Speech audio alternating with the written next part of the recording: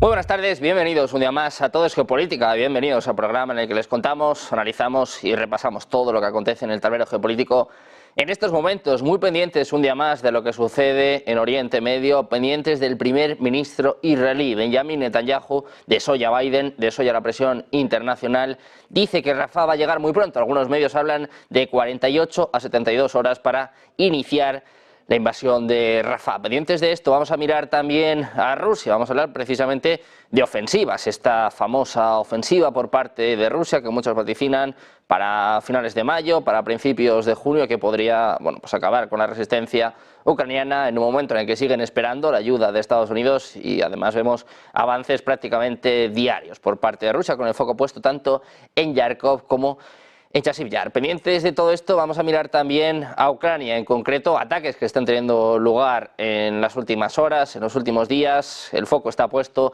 en Crimea. Ojo, porque durante esta noche ha intentado atacar con misiles ATACMS. Las fuerzas de defensa aérea de Rusia han dicho que ha repelido estos ataques, pero bueno, como saben, son misiles proporcionados por Estados Unidos y podrían desde luego provocar una escalada. En este sentido ha hablado también el presidente ucraniano Volodymyr Zelensky, dice que cree que no van a entrar en la OTAN hasta que consigan la victoria ante Rusia. Complicado, desde luego, ambas cosas. Pendientes de todo esto, enseguida lo analizamos de la mano de los expertos, de los mejores analistas, pero antes repasamos un poquito la actualidad. Empezamos mirando al primer ministro israelí, Benjamin Netanyahu. Ha reiterado este martes que los objetivos de la guerra permanecen sin cambios, es lo que cita Sky News Arabia. Netanyahu ha subrayado que la operación militar en Rafah se llevará a cabo pronto, insistiendo en que es imposible detenerla hasta que eliminen a Hamas. Este martes también ha anunciado que ha comenzado la evacuación de civiles de Rafah antes de la ofensiva israelí contra la ciudad. Ha hablado precisamente con las familias de los rehenes en un foro de defensa llamado Hatikva, algo así como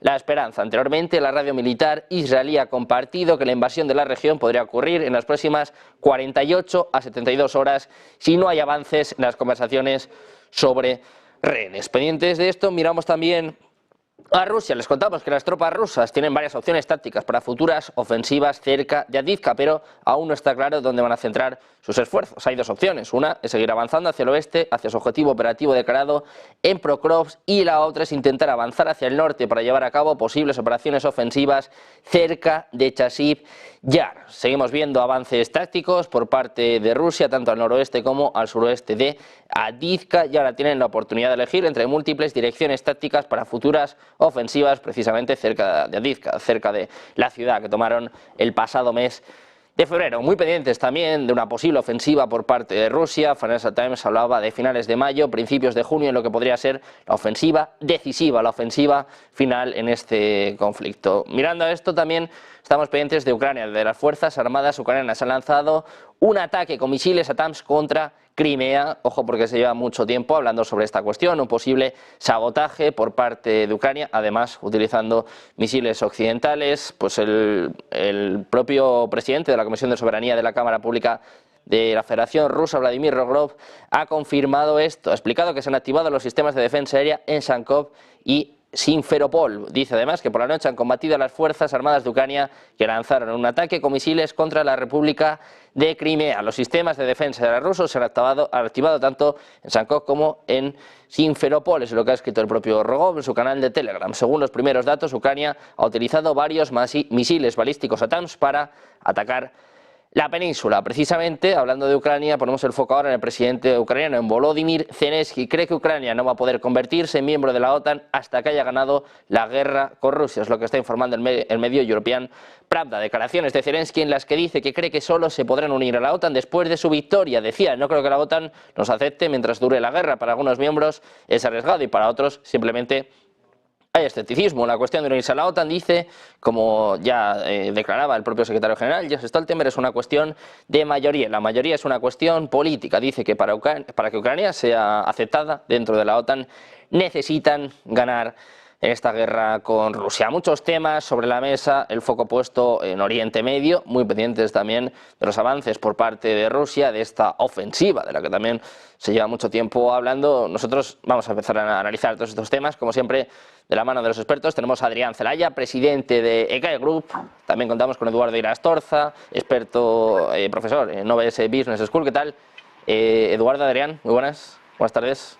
Un placer estar con vosotros. Un placer teneros a los dos por aquí, muchas gracias por estar aquí un día más. Si os parece, empezamos mirando a Oriente Medio. Llevamos pues tiempo hablando, ¿no?, de los planes de Netanyahu, mucho tiempo hablando de un posible acuerdo de liberación de rehenes, después de las tensiones también que tuvieron lugar con Irán.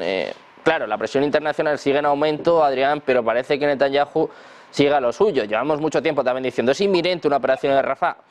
Bueno, de momento inminente no ha sido, pero sí que parece cada vez más cerca. Hoy, por lo menos, el propio Netanyahu, pues ha confirmado que va a ser muy pronto, ¿no?, que está muy cerca y que le da igual, básicamente, lo que le diga a Biden o, la presión internacional que ejerzan sobre él.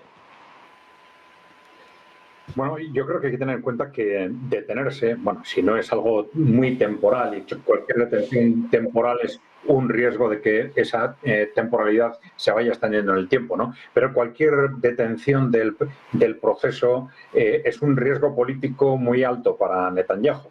Es decir, tiene su carrera política apostada a este proceso, a la victoria en este proceso, y una detención sin conseguir los objetivos, una paralización del proceso sin conseguir los objetivos puede significar claramente, además del resto de los riesgos que tiene en Yahoo, por supuesto, pero puede significar claramente la puerta ya de su salida de la vida política. Sin embargo, hay que tener en cuenta, claro, viendo el contexto, es en qué medida esto hay que relacionarlo con la estrategia de fondo de Israel de escalar el conflicto, ¿no? Seguimos sin saber, y ahí nos falta todavía seguramente algo de información sobre qué es lo que ha sucedido en esa lucha, en ese enfrentamiento directo entre Irán e Israel. Seguimos sin saber por qué en un determinado momento Israel ha dado marcha atrás. Hay o componentes de tipo militar o de tipo internacional que seguramente han presionado en el último momento a Israel en este sentido, pero de cualquier forma, si ese sea una u otra la razón por la que Israel ha tenido que dar marcha atrás, ahora necesita, puesto que no ha conseguido esa escalada, necesita por lo menos presentar resultados en un proceso que está tan personalizado alrededor de él, ¿no? Sin descartar que esa búsqueda de la escalada, en lugar de un enfrentamiento, a través de un enfrentamiento directo con Irán, que intente conseguirla de forma más indirecta, como seguramente han estado haciendo también hasta ahora, a través precisamente de la operación en Rafah, una operación, digamos, tan tremenda y de la que se esperan unas imágenes y unos hechos tan trágicos que en sí misma podría provocar el estallido con otros países del entorno. Bueno, pues desde luego hay que dilucidar por qué, como bien está explicando el propio Adrián, como bien ponía sobre la mesa, por qué se frenaron los ataques con Irán, por qué se calmaron las tensiones, qué le ofrecía Estados Unidos a cambio, si era esta operación de Rafah, a pesar de que Blinken, el propio Joe Biden, muchas veces pues están negando esta cuestión. De hecho, manifiesta muchas veces su preocupación sobre esta operación de Israel, pero pues parece que a pesar de todo esto sigue adelante. Vamos a seguir nosotros también sumando voces a esta tertulia. Tenemos con nosotros a Fernando Moragón, experto especializado en Asia, en China y también en todo lo que sucede en torno a Rusia. Muchas gracias, Fernando, por estar con nosotros un día más. Buenas tardes. Hola, gracias a vosotros. Un placer estar como siempre. Bueno, con pues ya vosotros estamos. Y con estos amigos. Desde luego que hay mucho nivel por aquí. Eduardo, te quiero trasladar a ti también esta cuestión. ¿Qué esperas de Netanyahu y por qué se había detenido hasta ahora la operación en Rafah y por qué ahora parece que sigue adelante? ¿Qué está sucediendo? Y sobre todo, ¿qué papel está teniendo Estados Unidos detrás de esto? Claro. Yo creo que Netanyahu tiene ante sí dos posibles escenarios. Uno, continuar un conflicto en el que el desarrollo militar siga siendo desproporcionado, brutal, inaceptable para sus aliados, para la opinión pública, etcétera. O bien tiene una segunda opción que es un alto el fuego ordenado. De esta cuestión ya se está hablando. Lo que pasa es que es la solución quizá menos favorable a los intereses personales de Netanyahu.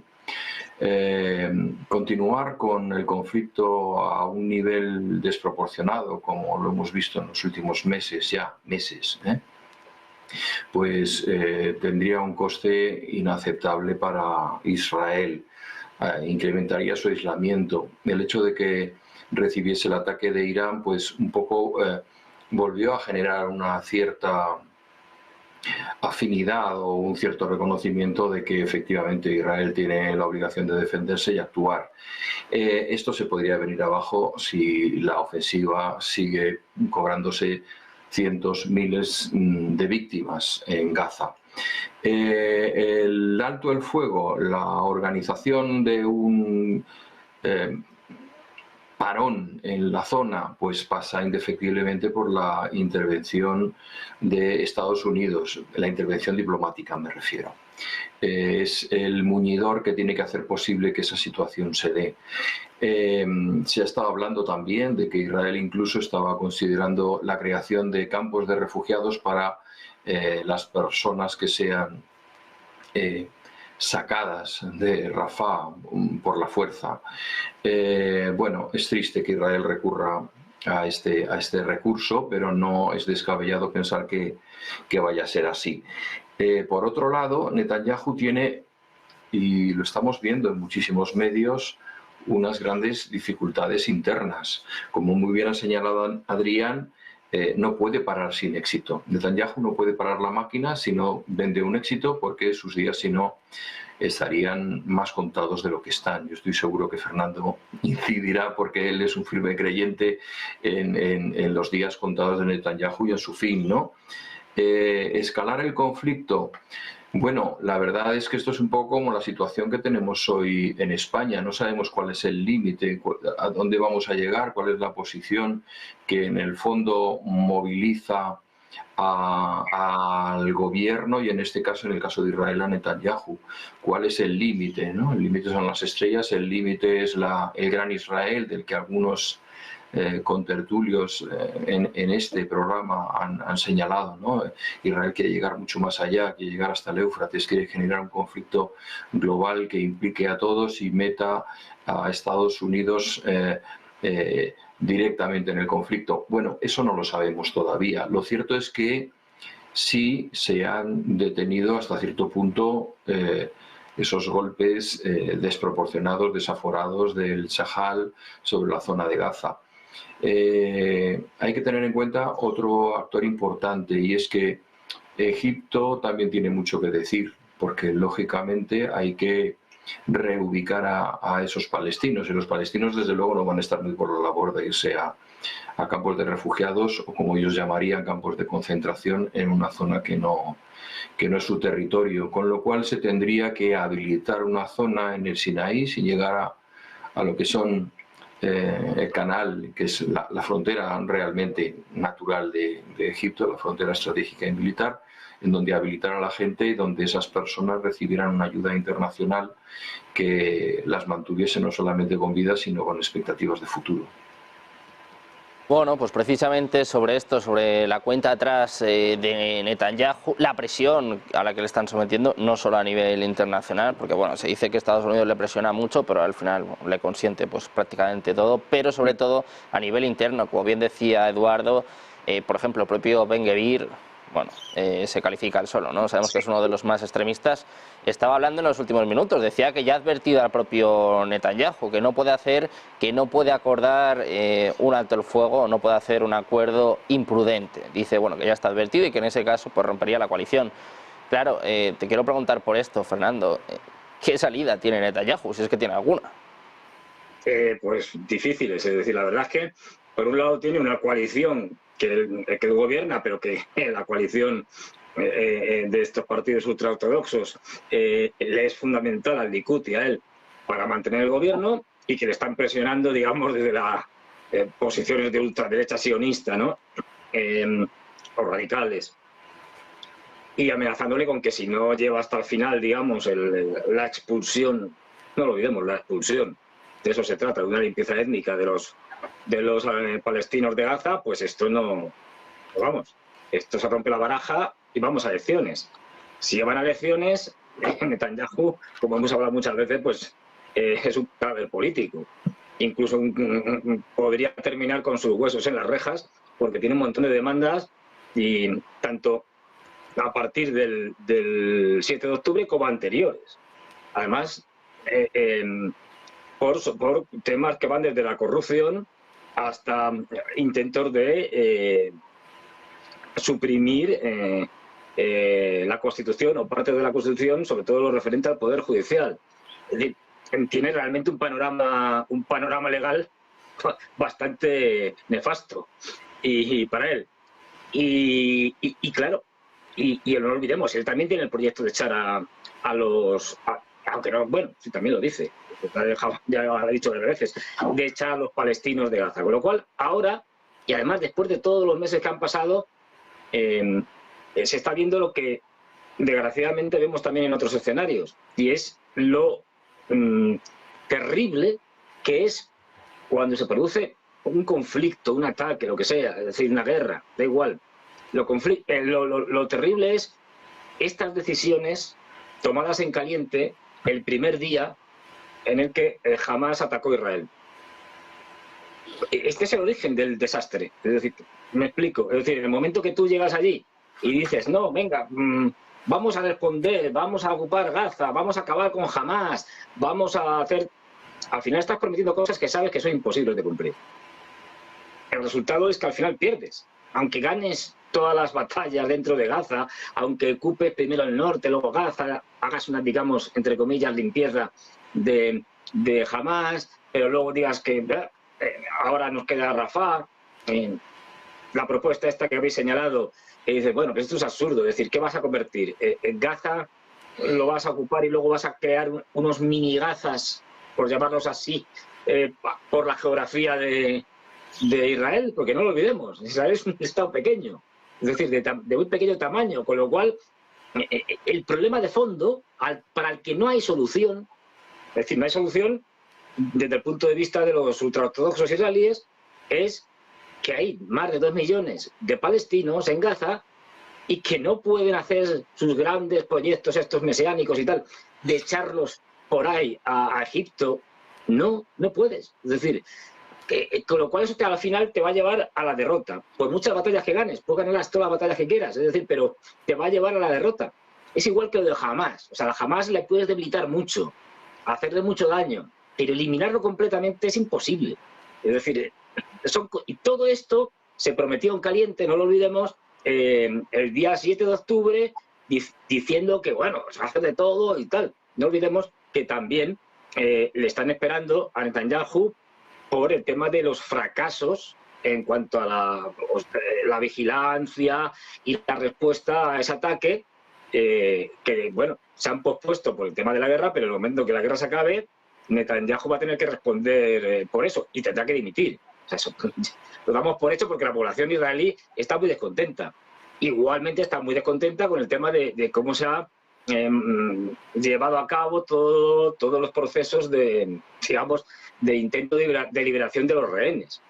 Hay que ser francos. Es decir, Netanyahu, los rehenes le importan un pimiento. Las cosas como son. Es decir, su objetivo número uno no son los rehenes. Su objetivo número uno es echar a los gacitillos de Gaza. Es decir, y lo de Hamás, como todos sabemos, hasta el mismo Borrell, que no es precisamente santo de mi devoción, y que no es precisamente, vamos, una anti-israelí ni nada por el estilo, pues lo reconoció públicamente. No, es que jamás lo ha creado Israel. Esto lo dijo Borrell. O sea, no. Con lo cual, bueno, yo creo que es una concatenación de errores que vienen de lejos, que vienen de la propia idea misma de que éramos una organización radical palestina, islamista, que rompa la OLP, y bueno, aquí tenemos el resultado. Con lo cual hay una responsabilidad originaria de Netanyahu y de estos radicales que se dedicaron a crear esta organización y a fomentarla y a dejar que se financiara, o incluso a veces a financiarla directamente, y ahora mismo se encuentra en una situación, califico de desesperada. Y no olvidemos, los norteamericanos están ahí y cada vez más divididos en qué hacer con el tema de Israel, y el tiempo corre. Estamos en periodo electoral, pasan los meses, llegará un momento en que la presión del Partido Demócrata va a ser tremenda, porque le van a decir, oye, mira, es que ya no estamos en unas primarias que ya han terminado, de hecho. Es decir, es que ya tenemos las convenciones, a finales de verano ya tenemos las convenciones de los dos partidos las convenciones nacionales del Partido Demócrata y del Partido Republicano, y tú no puedes, yo no puedo llegar a mi convención nacional con esto abierto. Al final, o busca una solución que no va a gustar a nadie, pero bueno, y que a Netanyahu no le va a salvar, que es decir, bueno, pues proclamar que hemos vencido a Hamás, da igual que eso sea real o no, que lo reconozca Occidente, que diga que además han, pues como dijeron cuando el ataque de Irán, que la respuesta ha sido fantástica y que el 99% de los drones y misiles han sido destruidos y se cierre el conflicto, pero eso sería cerrar la parte militar del conflicto. Seguimos sin tener una solución al problema palestino. Bueno, pues pendientes del problema palestino, miramos también al problema ucraniano. Les contábamos esta mañana el ataque que ha tenido lugar en el castillo de Harry Potter de Ucrania. Ojo, porque estamos conociendo más informaciones. La agencia EFE está anunciando que Rusia ha perpetrado su ataque en las inmediaciones de este edificio histórico de Odessa, el conocido como el castillo de Harry Potter, con un misil Iskander. Habría estado cargado, según apunta EFE, según están anunciando varios medios, con munición de racimo, lo que le hace pensar a la Fiscalía ucraniana que buscaba matar al mayor número posible de ciudadanos ucranianos. 5 personas murieron en este ataque y otras 30 resultaron heridas. Algunas de las víctimas, según apuntan, paseaban por la zona en el momento de la caída del misil, además de provocar un incendio en este castillo que está situado a orillas del Mar Negro, en el distrito turístico de Arcadia, y pertenece a una fundación universitaria. Las explosiones de la munición de racimo dañaron otros edificios de la zona. Según un comunicado de la Fiscalía ucraniana, apunta que se han encontrado fragmentos de metal y partes del misil en un radio de 1,5 kilómetros. Dice que el ataque fue llevado a cabo con un misil balístico Iskander con munición de racimo en la ojiva y que es un armamento indiscriminado. La Fiscalía agrega que hay razón para creer que la decisión de usar este armamento era, como les contábamos antes, buscar acabar con el mayor número posible de civiles ucranianos, y además, junto a este comunicado, la Fiscalía de Ucrania ha distribuido un vídeo en el que se aprecian las explosiones de las múltiples municiones o bombetas a las que se debe el nombre de la munición de racimo. Les contamos esta mañana el ataque a este edificio emblemático de Ucrania, la agencia EFE, varias agencias de comunicación apuntando a que Rusia ha llevado a cabo este ataque, este destrozo del edificio de Harry Potter, el castillo de Harry Potter de Ucrania, con munición de racimo. Muy pendientes del desarrollo de esta noticia. Miramos precisamente a Rusia, miramos a esta ofensiva que se viene anunciando durante mucho tiempo. Muchos hablan de finales de mayo, de principios de junio, en un momento en el que la línea del frente está cada vez más a favor de Rusia. Vemos muchos avances en el suroeste, también en el noroeste. Adrián, quiero preguntarte por cómo está la situación en el campo de batalla. Estos avances por parte de Rusia y también esta noticia que comentábamos ahora, que están acusando a Rusia de haber utilizado munición de racimo en este ataque al edificio de Harry Potter. Sí, bueno, vamos a ver, en un conflicto como este, en el que se están lanzando misiles de forma continuada, cientos, miles de misiles al final, bueno, es casi inevitable que sucedan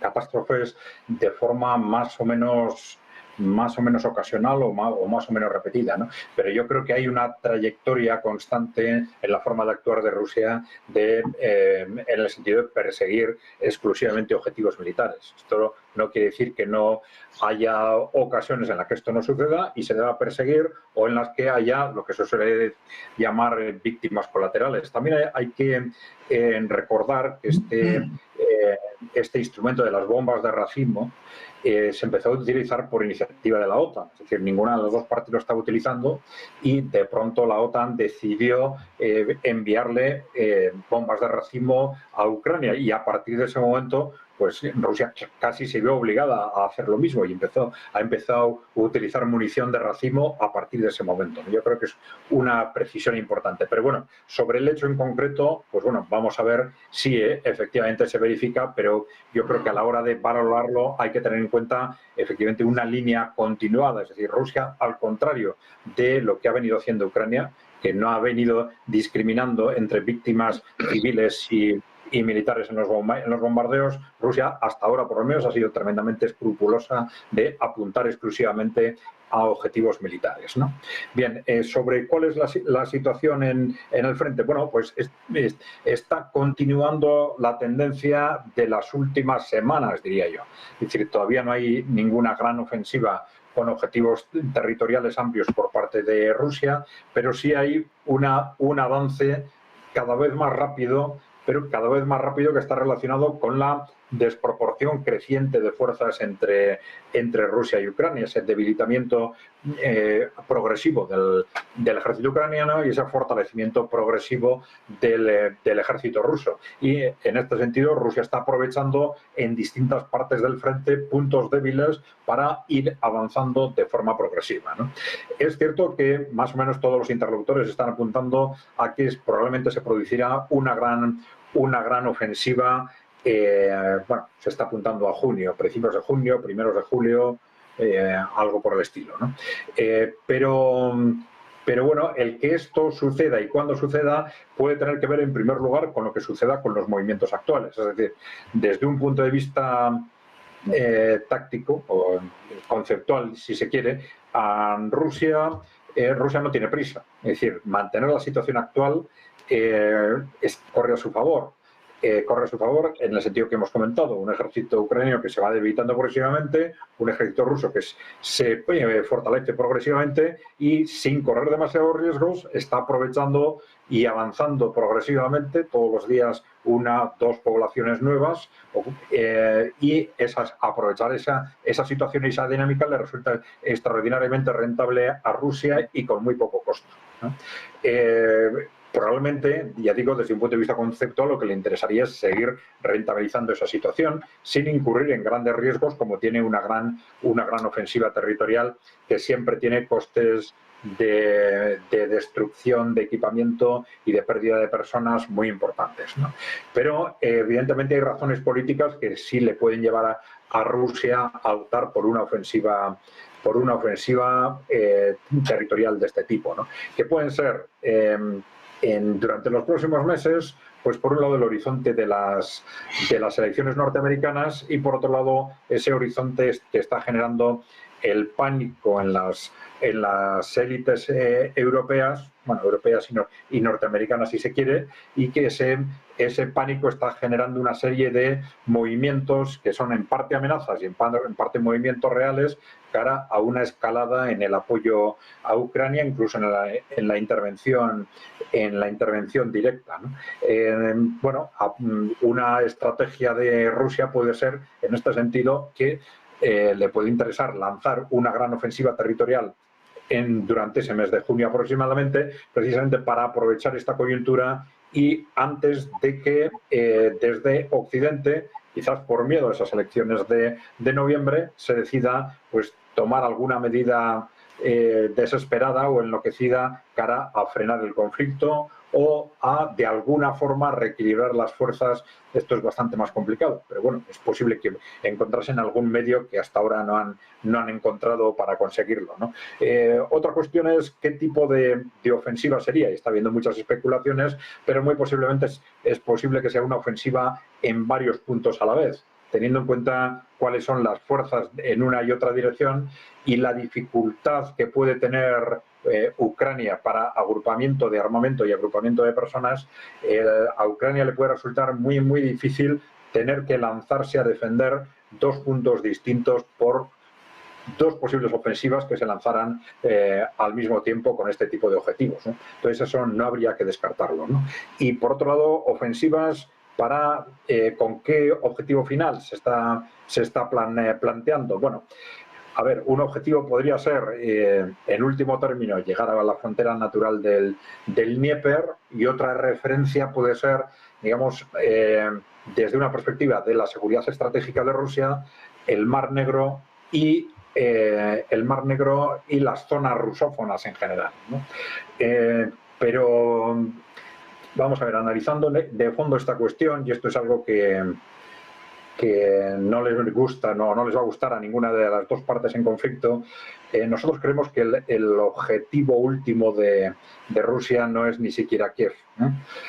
nosotros creemos que el objetivo último de Rusia es Bruselas, pero no, y no estoy hablando ahora de, como dice Polonia, desde un punto de vista territorial, estoy hablando desde un punto de vista político. Es decir, ellos saben que, teniendo en cuenta cuál es la situación actual del mundo y la situación de Occidente, termina el conflicto territorialmente donde termine, al otro lado van a tener un enemigo dispuesto a atacarles siempre que no cambie la configuración política de lo que es Occidente en su conjunto, y saben cuáles son los puntos débiles de Bruselas y cuáles son los puntos débiles de esa configuración unipolar de Occidente. Yo creo que esta es una apuesta clara que están realizando el conjunto de los países emergentes por ese mundo multipolar, que no es solo una cuestión de ganar esta guerra desde el punto de vista territorial y de que, independientemente de qué territorios se incorporen a Rusia y cuál sea el futuro del resto de Ucrania, que probablemente tendrá que ser una Ucrania no mirando a Occidentes, sino mirando hacia Rusia, de una forma u otra,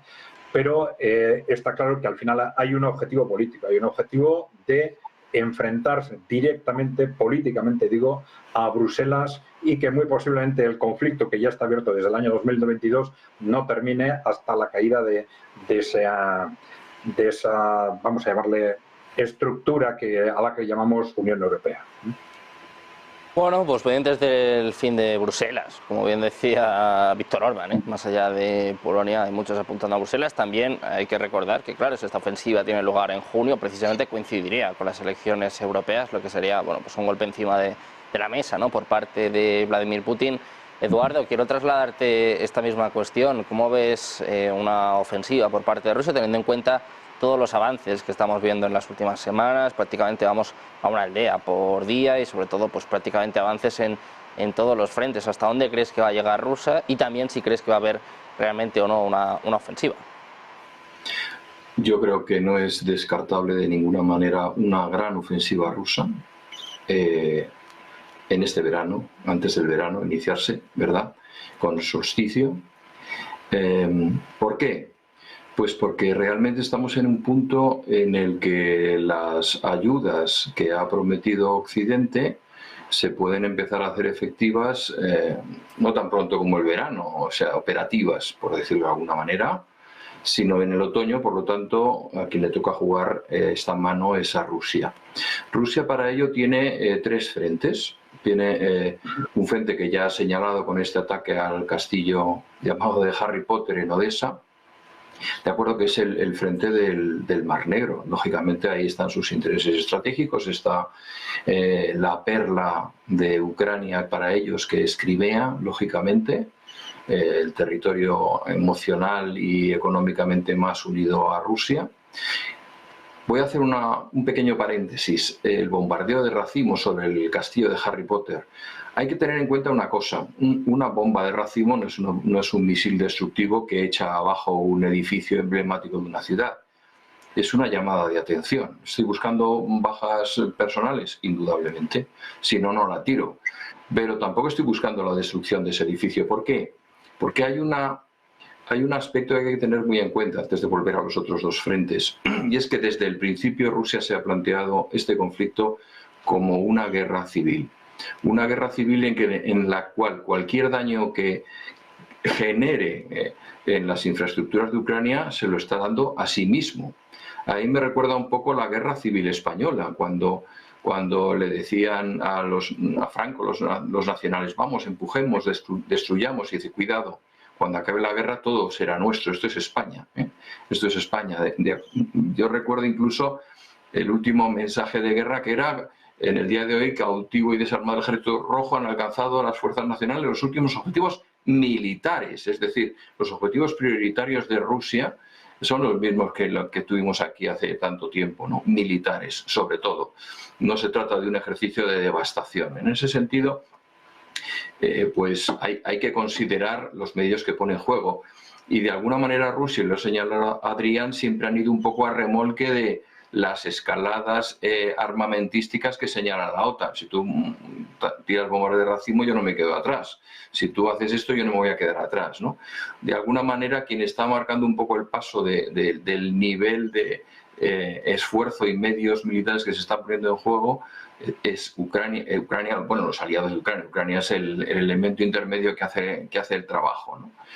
Eso por un lado, está el frente del Mar Negro. Luego tenemos el frente del Dnieper, que también lo ha señalado Fernando, lo ha señalado Adrián, es la frontera natural de decir, mira, hemos llegado aquí, esto es como dijéramos el paralelo en Corea, es decir, lo que teníamos desde el principio y lo que podemos establecer como defendible, más fácilmente defendible. Es una trinchera de 1,5 kilómetros de agua en muchas de las zonas, ¿no? ¿Eso es interesante? Sí, es muy interesante para ellos, pero hay otro objetivo que para mí yo creo que es fundamental. Y no se habla mucho de ellos, pero a mí me viene recurrentemente a la memoria siempre, y es Kharkov. Kharkov es una ciudad con un potencial industrial tremendo. Las mayores fábricas de tanques estaban allí, las mayores fábricas militares estaban allí. Es una ciudad que históricamente fue en su momento la capital frente a Kiev durante los años 20, cuando los soviéticos estaban en conflicto en esa zona. Hubo un momento que dijeron, olvídate de Kiev, nosotros estamos con los obreros que están en Kharkov, ¿no?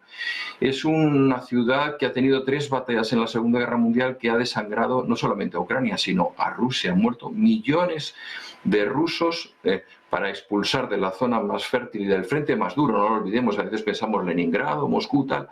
La guerra se decidió en los valles y en las estepas de Ucrania. Para ellos es muy importante, y acabar un conflicto con ese botín, es decir, mira, nos hemos quedado con Kharkov, no sé cómo ha empezado esto, pero al final tenemos un frente establecido en las zonas rusófonas y además la joya de la corona, que es Kharkov. Yo creo que, como ha señalado Álvaro también, un ataque con diversos frentes descoloca completamente las defensas ucranianas, es decir, difícilmente pueden golpear de tú a tú en un frente. Pensemos en 1, 2 o 3, es absolutamente improbable, absolutamente inviable, con lo cual yo creo que Rusia, antes de que el sol seque los girasoles en la estepa de Ucrania, habrá puesto en juego una ofensiva múltiple, insisto, con objetivos militares, porque creo que efectivamente Rusia no está metida en una guerra de devastación, aunque nos saquen imágenes ahora de la bomba de racimo que ha destruido esto. Como ha señalado Álvaro, en una guerra no todas las bombas ni caen donde se quiere, ni tienen el resultado que uno desea, ¿no?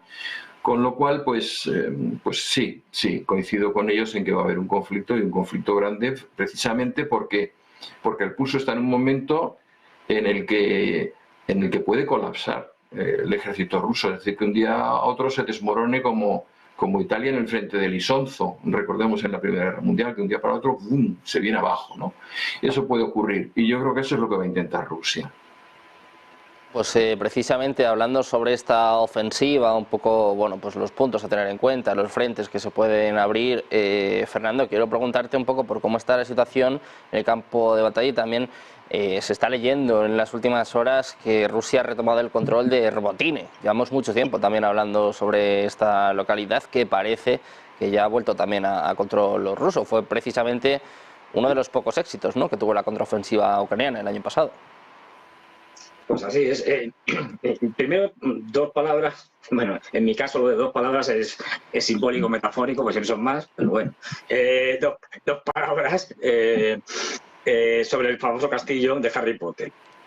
Yo, si mal no recuerdo en las fotos y tal, es un sitio que está en el campo, es decir, que no está rodeado de casas. Corregirme si me equivoco y tal.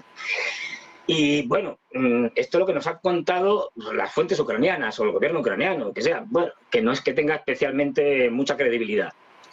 La otra parte, y es algo que es más factible desde mi punto de vista por lo que cuenta el gobierno ucraniano, ¿no? Han lanzado un Kinzhal. Bueno, los Kinzhal no los pueden derribar, y gastar un Kinzhal, que vale bastante, para atacar algo que no tiene sentido, el castillo este de Harry Potter. Y además con lo que valoran el patrimonio histórico los rusos y tal, como que no tiene mucho sentido, no era un objetivo, o sea, salvo que hubiera un cuartel general, pero no tiene mucho sentido. Lo que es más probable es que simplemente, y no un Kinzhal, porque los Kinzhal no hay por el momento ninguna prueba nunca a pesar de que, bueno, según los ucranianos los han derribado casi todos, jamás se ha encontrado una prueba de que se pueda derribar un Crimzal. Es decir, por el momento, porque son invisibles hipersónicos, que van a Mach 10, es decir, no hay posibilidad de pararlos. Lo más normal es que sea un misil, digamos, no hipersónico, de los rusos, que haya sido interceptado por las pocas defensas antiaéreas que les quedan a los ucranianos, y al interceptarlo, tanto el misil interceptor como el interceptado se destruyen y pueden caer cachos y fragmentos por todos los lados. Esto podría ser, pero no me imagino a los rusos haciendo esto, no tiene sentido para ellos. Además están ganando, propaganda otra vez más de Ucrania. Voy a lo que me contabas. Para mí la diferencia que estamos viendo es, desde hace unas semanas hasta ahora, que teníamos una guerra de posiciones, bueno, la seguimos teniendo, y es que se empiezan a ver los primeros síntomas, no sabemos si esto va a continuar, pero los primeros síntomas de colapso del ejército ucraniano. A pequeño nivel, especialmente en el frente de Orechitene, yo lo pronuncio fatal, esto es una cosa tremenda, lo de los nombres para mí fatal. ¿Por qué? Porque fijaros que hemos visto que cualquier pueblo, aldea, Robotine, o sea, Robotine se han tirado más de un año prácticamente, que si lo tomo, que si lo retomo, que si entro, que si no entro, y Robotine es una aldea, pero una aldea con 4 casas. Bueno, ya no tiene las 4 casas, aquello ya está plano, pues la han atacado tanto que ya no queda nada, y que tenía, según el censo de antes de la guerra, tenía 85 habitantes. Esto nos da una idea de más o menos del tamaño, y tú coges con Google, te acercas y ves que son 3 calles. Bueno, y si para cosas de estas es verdad que puede ser muy estratégico y tal, en fin, pero se tiran meses. Todos esperamos que Orechitene, que era un sitio clave para los rusos y para los ucranianos, que si los rusos lo tomaban, le abría en abanico toda la parte norte y podía atacar muchos sitios, además en altura, con lo cual pues digamos, tiene perspectiva, tiene capacidad para atacar un montón de sitios más. Lo han tomado prácticamente en 3 o 4 días. Pero no solo eso, es que el 18, lo estuve mirando, el 18 de este mes de abril, todavía estamos en abril, no habían entrado en Orechitene. Estaban cerca, estaban ya pegaditos, pero no habían entrado, subiendo por la vía férrea desde Advika. Y ahora, en unos pocos días, en términos de esta guerra, recordemos, esta guerra, para tomar cualquier aldea minúscula se pueden tardar meses y meses. Todos esperábamos, esto llevará tiempo, y lo han tomado muy pocos días. Pero no solo eso, sino que ha empezado a caer un pueblo detrás de otro, una aldea detrás de otra, hasta el punto de que yo creo que estamos viendo a pequeña escala lo que van a intentar hacer los rusos en el verano, es decir, un colapso.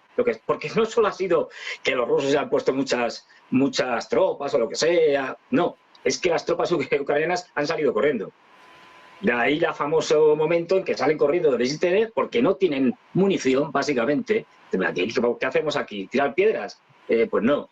Y tengan que mandar a la 47, la brigada 47, una de las de élite, que lleva un año sin parar luchando, con lo cual está muy desgastada y no puede hacer nada. Lo que estamos viendo es un colapso del ejército ucraniano por falta de hombres, es decir, de soldados, y por falta de municiones, sobre todo de artillería, que es lo que no le han dado en el paquete ese de los 60.000 millones a los ucranianos. Igual que los sistemas antiaéreos, ¿no? Que está la Unión Europea buscando a la búsqueda del sistema antiaéreo perdido, ¿no? Que dirían en plan Indiana Jones, porque no tienen ya. Esto es lo que van a intentar hacer los rusos a gran escala. Y ojo, cuando hablamos de grandes ofensivas, que nadie se imagine un intento de ocupar una gran parte de territorio ucraniano. No, eso no va a pasar. La guerra va a acabar no mucho más lejos del frente donde está ahora. Es decir, y lo que quieren los rusos es el colapso del ejército. En el momento que el ejército colapsa, como bien señalabais, Eduardo, el tema del frente italiano, la Primera Guerra Mundial, ese momento pues ya se acabó, no hay más que hacer. Es decir, no tienes otra opción que rendirte o firmar algún tipo de acuerdo que se va a parecer mucho a una rendición incondicional. Muy importante también lo que señalabais es que, efectivamente, ¿qué están haciendo los rusos? Creando confusión en el ejército ucraniano. ¿Y cómo lo hacen? Pues están viendo acumulación de fuerzas en Sumy, y en Kharkov, en el lado ruso, o sea, en el lado de la frontera rusa. Estamos viendo como en todo el Donbass, y especialmente en esta zona de lo que llaman el frente de Avdiivka, todo va muy rápido, para lo que hemos visto en los últimos 2 años. También hay otras zonas donde se está, pues eso, ahora el famoso Rogotino, ¿no? Incluso se ha reactivado otra vez, parece ser, la zona de Kupiansk hasta llegar a Seversk. ¿Esto qué hace? Que no sepan los ucranianos al final dónde va a venir el golpe principal. Es decir, tú estás escondiendo tus cartas, estás moviendo unidades y no sabes si van a abrir un frente norte nuevo en Sumy, en Kharkov, o es simplemente una distracción y realmente el golpe te va a venir por otro lado. Es decir, esto de fijar tropas en el norte ya debilita a los ucranianos. Pues sí, lo que pueda pasar en esos frentes.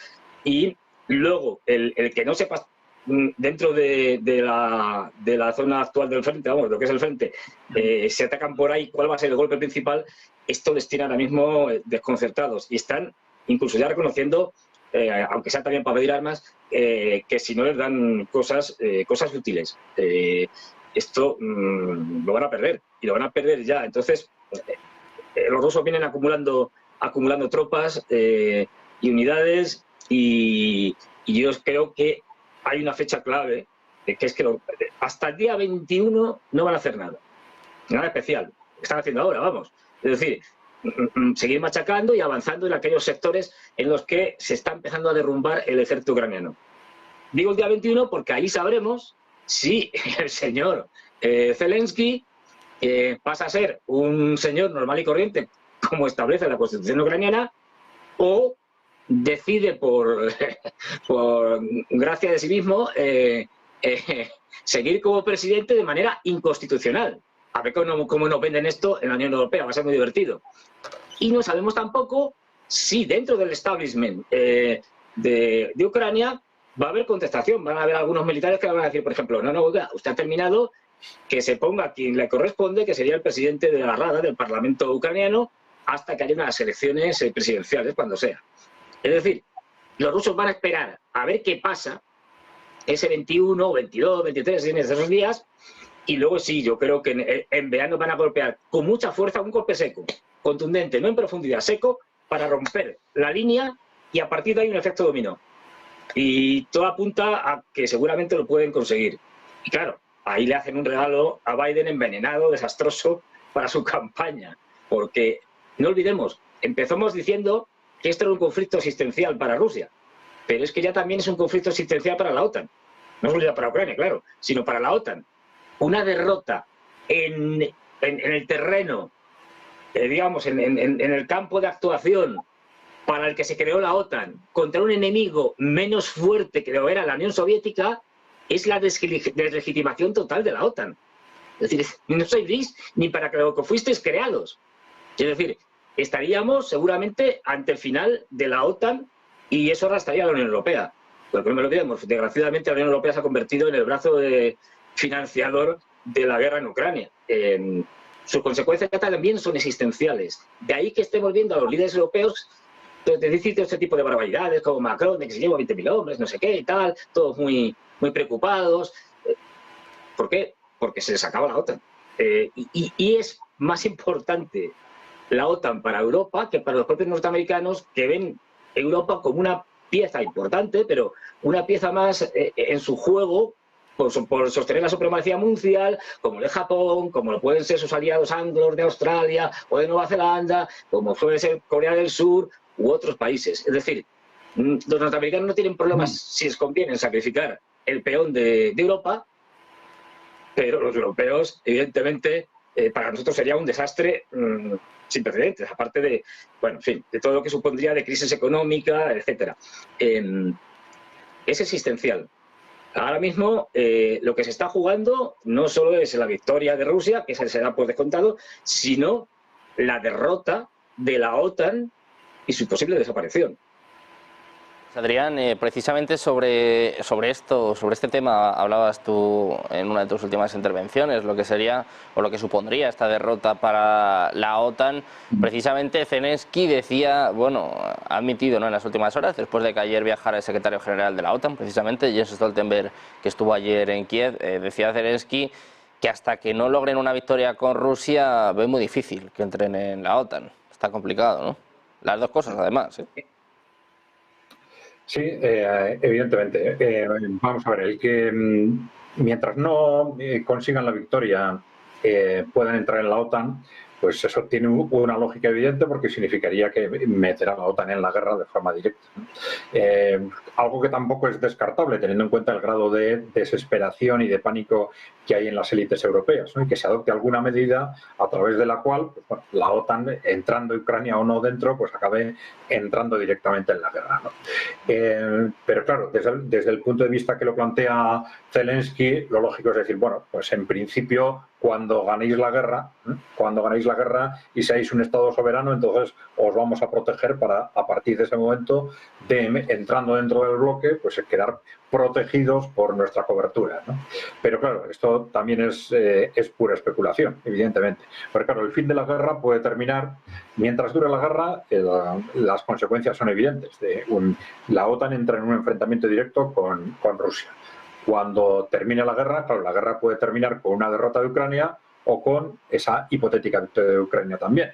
Pero claro, si termina con una derrota de Ucrania, eso no va a ser, digamos, en un contexto en el que Ucrania sea un país occidental más. Yo creo que eso está claro. El objetivo de Rusia ya desde el principio, decimos, no es tanto territorial cuanto de seguridad nacional. Y esto supone no solo que hay determinadas regiones que pasan a ser parte de Rusia, sino que el futuro de Ucrania es un futuro, por lo menos, no alineado con Occidente, no alineado con la OTAN.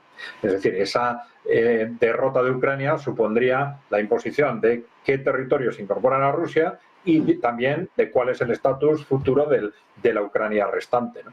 Y un estatus que lo lógico es que Rusia intente que sea un estatus mirando a Oriente, no mirando a Occidente, ¿no? Yo creo que eso Rusia se asegurará de garantizarlo, porque claro, tampoco habría conseguido nada desde el punto de vista de seguridad nacional si simplemente atrasa las fronteras 200 kilómetros y al otro lado tiene un enemigo más cabreado que antes y encima dentro de la OTAN, ¿no? Evidentemente sería absurdo. Yo creo que ese objetivo estratégico político con respecto al futuro de Ucrania es claro. Con lo cual, evidentemente, la única hipótesis en la que podemos pensar que Ucrania se incorporará a la OTAN sería una victoria de Ucrania o de Ucrania-OTAN sobre Rusia y a partir de ese momento, pues evidentemente algo que en este momento nadie cree en ello, nadie cree que sea posible, pero que lo diga Zelensky, pues bueno, tiene